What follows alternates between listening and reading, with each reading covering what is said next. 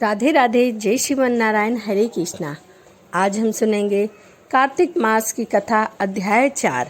इससे पहले मैंने कार्तिक मास की कथा अध्याय 1 से 3 तक अपने चैनल पर अपलोड कर दी है। आप वहां से जाके कथा का श्रवण पान कर सकते हैं। तो चलिए सुनते हैं कार्तिक मास की कथा अध्याय 4। नारद जी ने कहा, ऐसा कहकर भगवान विष्णु मछली का रूप धारण कर के आकाश से जल में गिरे।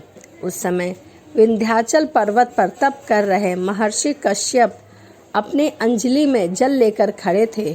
भगवान उनकी अंजलि में जा गिरे।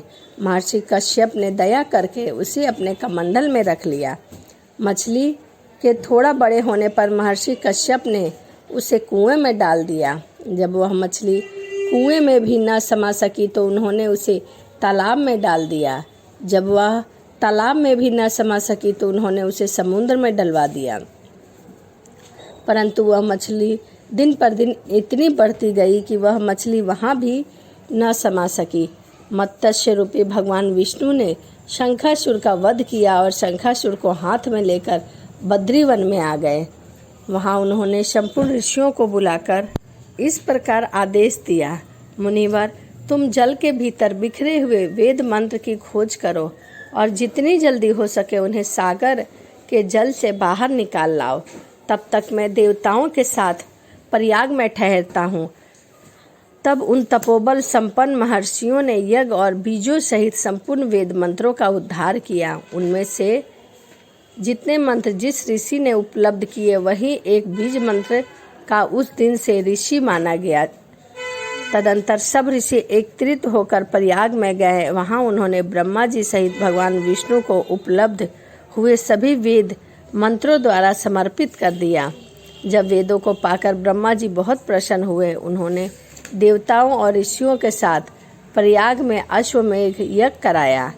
यज्ञ समाप्त होने पर सब देवताओं ने भगवान से निवेदन किया कि हे देवादि देव, हे जगन्नाथ, इस स्थान पर ब्रह्मा जी ने खोए हुए वेदों को पुनः प्राप्त किया है और हमने भी यहाँ आपके प्रसाद से यज्ञ भाग पाए हैं। अतः यह स्थान पृथ्वी पर सबसे श्रेष्ठ पुण्य की वृद्धि करने वाला एवं भोग तथा मोक्ष प्रदान करने वाला हो। साथ ही यह समय भी महापुण्यमय और ब्रह्मघाती आदि महापापियों की भी शुद्धि करने वाला हो तथा तय स्थान यहाँ दिए हुए दान को अक्षय बना देने वाला भी हो, यह वर दीजिए। भगवान विष्णु बोले, देवता, तुमने जो कुछ कहा है वह मुझे स्वीकार है। तुम्हारी इच्छा पूर्ण हो। आज से यह स्थान ब्रह्म क्षेत्र के नाम से प्रसिद्ध होगा। सूर्यवंश में उत्पन्न राजा भागीरथ यहाँ गंगा को ले आएंगे और यहाँ सूर्य कन्या यमुना से मिलेगी।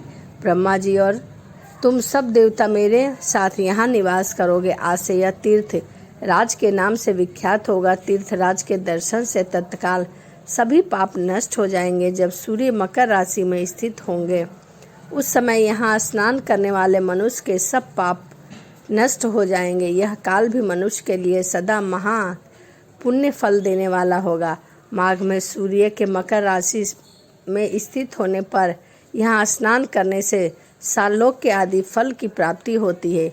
देव आदि देव भगवान विष्णु देवताओं से कहकर ब्रह्मा जी के साथ वहाँ से अंतराध्य हो गए। इसके पश्चात इंद्र आदि देवता भी अपने अंश से प्रयाग में रहते हुए वहाँ से भी अंतर्गत हो गए। जो मनुष्य कार्तिक में तुलसी जी की जड़ के समीप श्री हरि का पूजा करता है वह इस लोक में संपूर्ण भोगों को भोगकर अंत में वैकुंठ धाम को जाता है।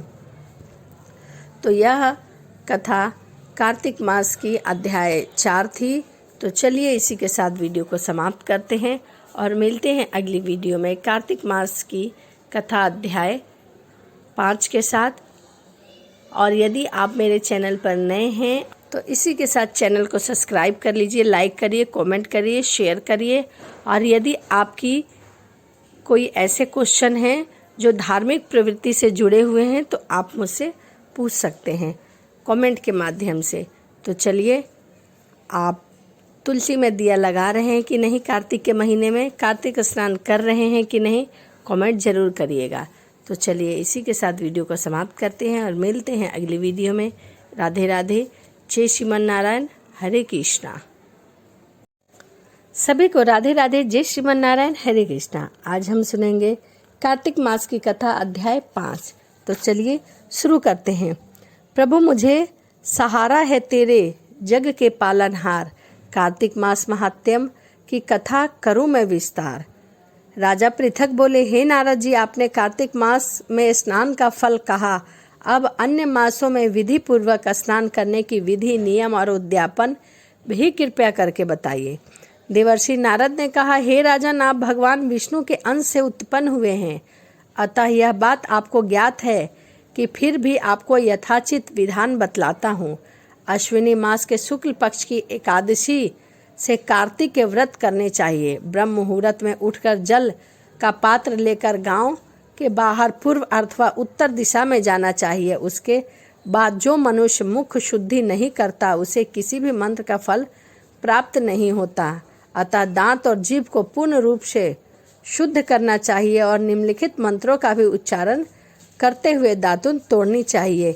हे वनस्पते, आप मुझे आयु, कीर्ति, तेज, प्रज्ञा, पशु संपत्ति, महाज्ञान, बुद्धि और विद्या प्रदान करें।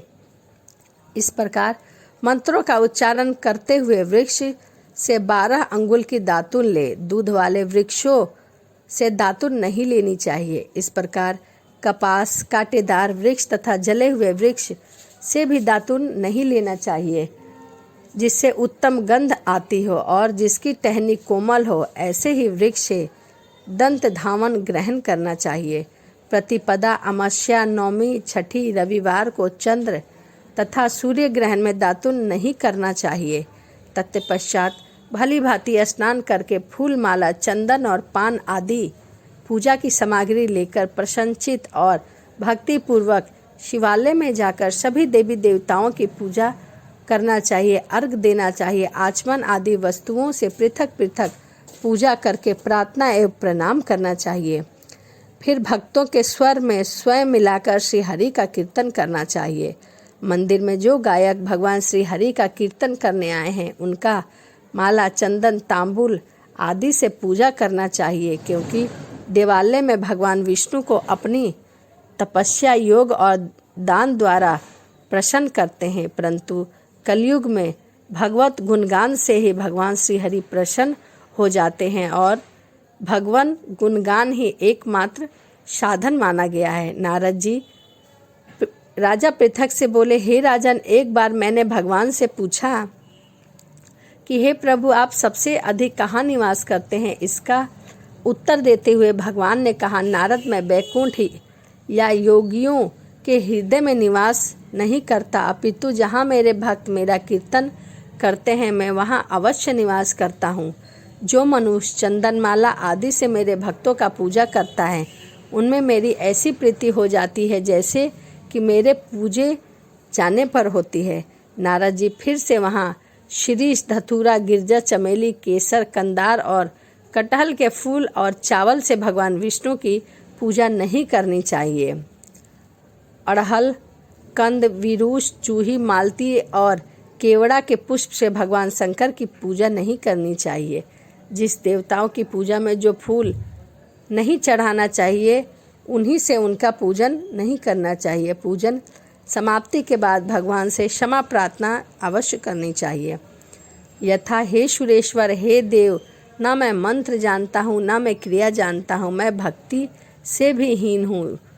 मेरे जो कुछ भी आपकी पूजा की है उसे पूरा करें। ऐसा प्रार्थना करने के पश्चात भगवान हरि का साष्टांग प्रणाम करना चाहिए। श्री हरि की कथा सुननी चाहिए, श्री हरि का कीर्तन करना चाहिए, श्री हरि का प्रसाद ग्रहण करना चाहिए।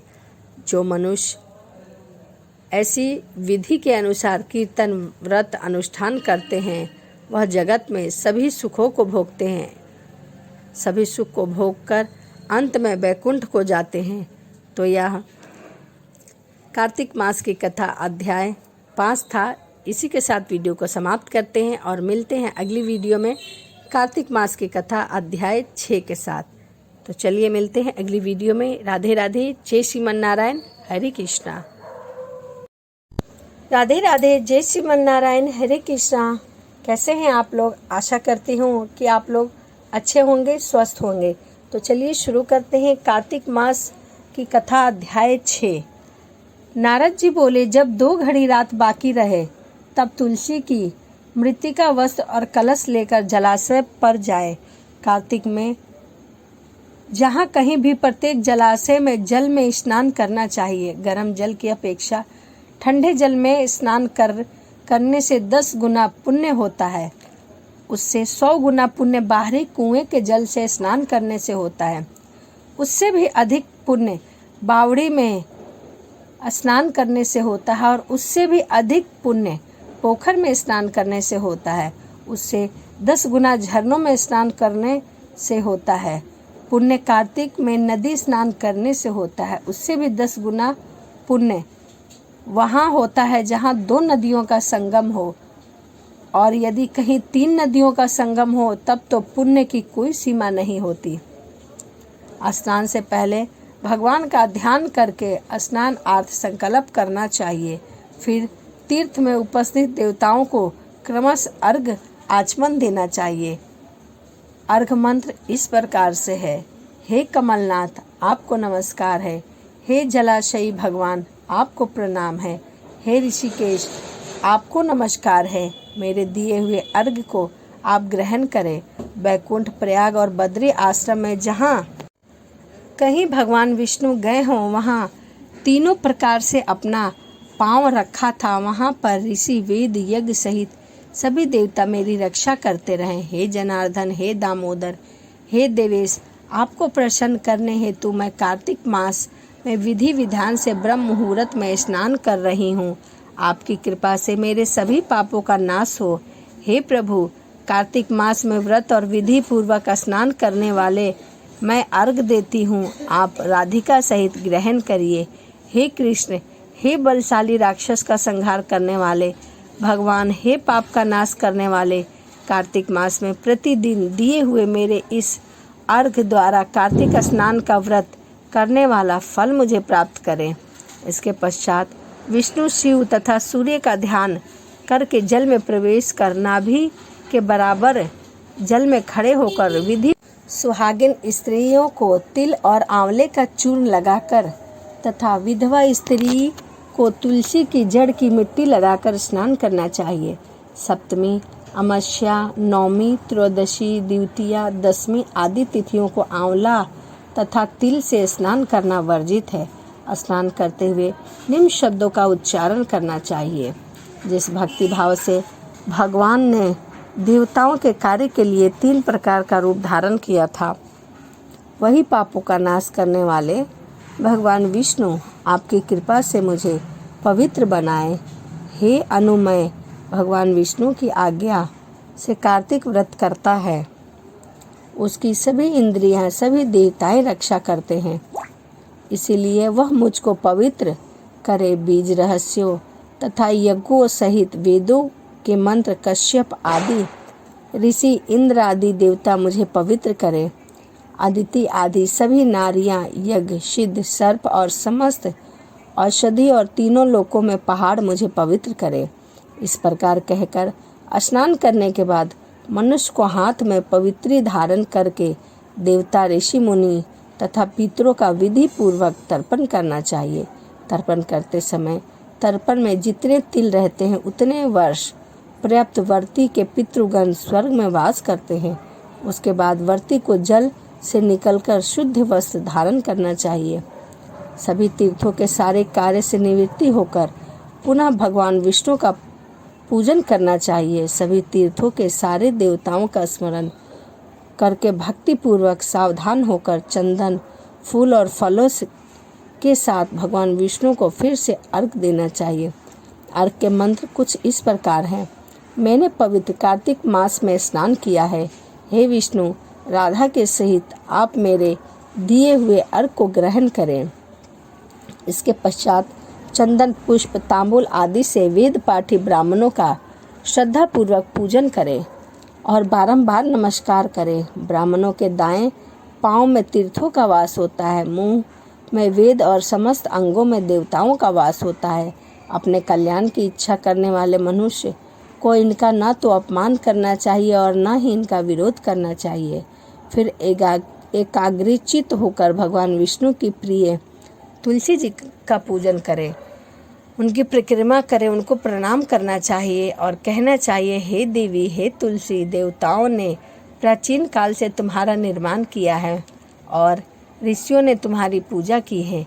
हे विष्णु प्रिय तुलसी, आपको नमस्कार है, आप मेरे समस्त पापों को नष्ट करो।